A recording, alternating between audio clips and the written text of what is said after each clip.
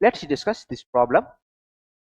E and H represent the intensity of electric field and magnetizing field respectively. Then unit of E by H.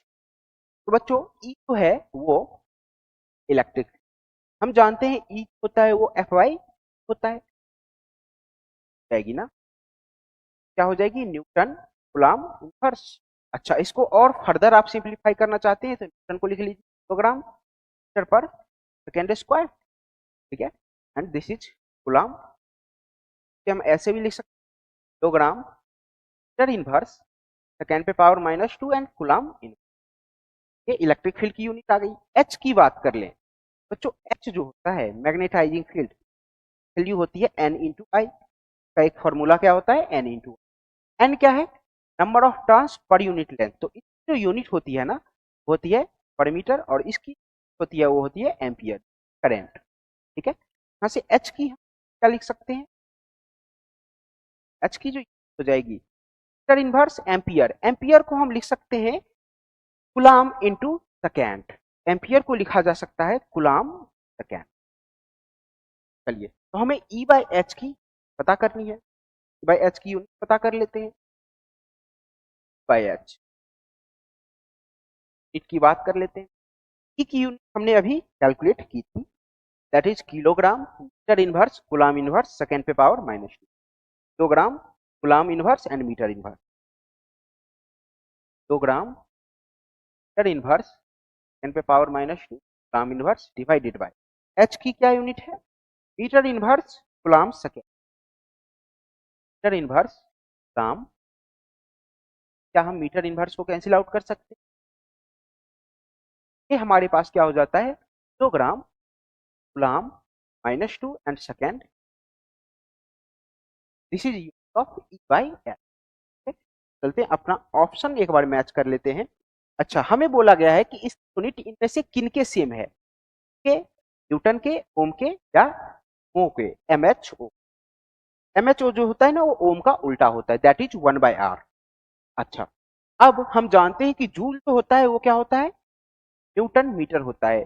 हमें पता है कि यहाँ पे कहीं भी करंट या चार्ज नहीं आएगा, लेकिन हमारे ई बाई एच में तो कूलम्ब आ रहा है, हमने अभी कैलकुलेट किया था, और ई बाई एच में क्या आ रहा है, कूलम्ब आ रहा है। तो ये पक्का हो जा रहा है कि जूल और न्यूटन ये दो तो हमारे आंसर नहीं हो, क्योंकि इन दोनों में कूलम्ब तो आएगा नहीं। बात रही ओम की, रेजिस्टेंस, इसको चेक कर लेते हैं एक बार, रेजिस्टेंस को चेक कर लेते हैं। एज वी नो बराबर हमारे पास क्या होता है, आई इंटू आर, बराबर क्या हो जाएगा, बाई आई। अब भी जो होता है हमें पता है this is work per unit charge divided by I.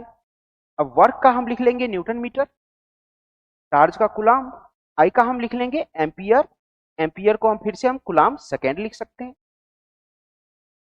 Newton को हम लिख सकते हैं kilogram metre per second square, metre से मल्टीप्लाई है तो ये मीटर स्क्वायर हो जाएगा, नीचे में coulomb square and second equal to kilogram, kilogram metre square, kilogram metre square, अगर हम नीचे की बात करें तो s to the power,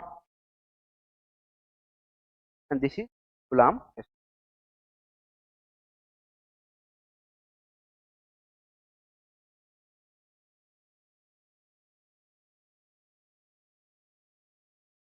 students there is a mistake, let me correct it.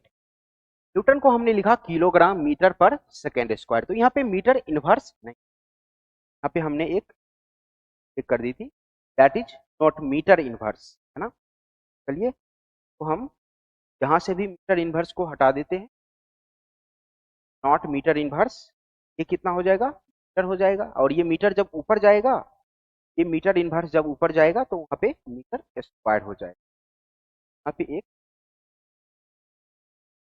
अब अगर हम मैच करें तो ये दोनों ही चीज क्या है, वो भी हम इस तरीके से लिख सकते हैं किलोग्राम मीटर स्क्वायर, कूलम्ब पे पावर -2 एंड सेकेंड पे पावर -, हम देख सकते हैं दोनों ही यूनिट क्या है, समान है। कह सकते हैं कि ई बाय एच की जो यूनिट है वो रेजिस्टेंस के यूनिट के बराबर होता है, यानी कि ओम्स के बराबर होता है। तो हमने जो यहाँ पे कॉन्सेप्ट यूज किया है once again principle of homogeneity का ही यूज किया है, उसी का यूज करके सारी कैलकुलेशन पल